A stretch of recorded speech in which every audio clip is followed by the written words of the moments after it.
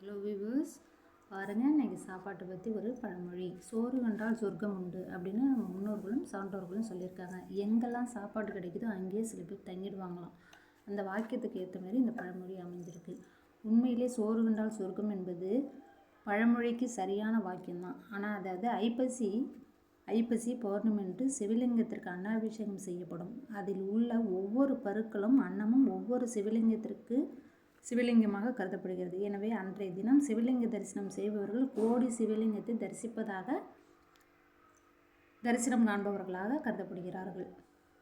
இது முன்னோர்களும் சான்றோர்களும் இதை நம்ம செஞ்சுட்டு வந்தோம்னா நமக்கு நல்ல ஒரு மோட்சம் கிடைக்குது அப்படின்னு சொல்லி இந்த சோறு கண்டால் சொர்க்கம் அப்படிங்கிற பழமொழிக்கு ஏற்ற மாதிரி இந்த சாப்பாடுங்கிறது ஒரு அன்னதானம் செய்யக்கூடிய ஒரு விஷயமாக கருதப்படுகிறது. நீங்களும் இதுமாரி முன்னோர்களுக்கோ சான்றோர்களுக்கோ உணவிட்டு உங்களுடைய மோட்சத்தை நிறைய நாள்